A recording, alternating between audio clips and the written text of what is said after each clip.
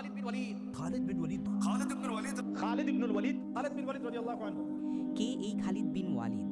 কে এই বীর যে কখনো কোনো যুদ্ধে হারেনি? কে এই যোদ্ধা যাকে বলা হয় আল্লাহর তরবারি? কেন ইতিহাস আজও ভুলতে পারেনি তার বিজয়গাথা? আজকের এই ভিডিওতে আমরা জানব খালিদ বিন ওয়ালিদের জীবনী সম্পর্কে।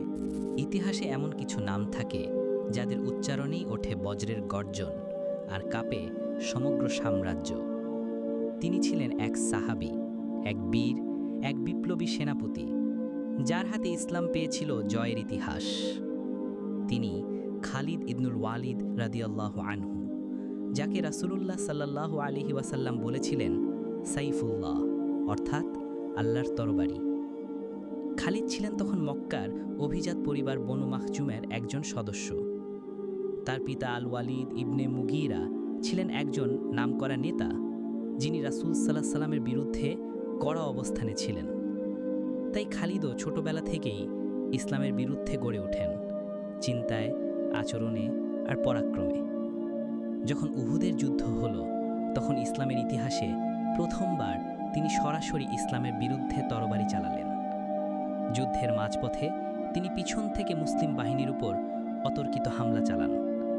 মুসলিমরা তখন জয়লাভের কাছাকাছি ছিল, কিন্তু খালিদের এই কৌশলে যুদ্ধের মোড় ঘুরে যায়।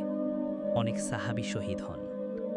উহুদের পর হুদাইবিয়া, ইসলামের বিরুদ্ধে একের পর এক যুদ্ধে অংশ নিয়েছিলেন খালিদ ইবনুল ওয়ালিদ রাদিয়াল্লাহু আনহু। কিন্তু সময়ের সাথে তার ভেতরে কিছু একটা ভাঙছিল। তিনি দেখছিলেন মুসলমানরা জয়ের জন্য যুদ্ধ করছে না, তারা সত্যের জন্য জীবন দিচ্ছে। তাদের নেতা রাসূলুল্লাহ সাল্লাল্লাহু আলাইহি ওয়াসাল্লাম, যিনি ক্ষমা দেন, প্রতিশোধ নেন না।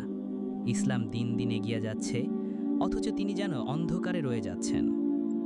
একদিন তিনি শুনলেন তার ভাই ওয়ালিদ ইবনে ওয়ালিদ ইসলাম গ্রহণ করেছেন এবং তার জন্য এক চিঠি রেখে গেছেন। চিঠির কথাগুলো ছিল এমন: ভাই খালিদ, তোমার মতো বিচক্ষণ ব্যক্তি কি অন্ধকারে থাকতে পারে? রাসূলুল্লাহ সত্য, ইসলাম সত্য, তুমি কতদিন ভুল পথে থাকবে? আমার ভাই, যথেষ্ট দেরি হয়ে গেছে, এবার ফিরে এসো। অনেক সৌভাগ্য তোমার হাতছাড়া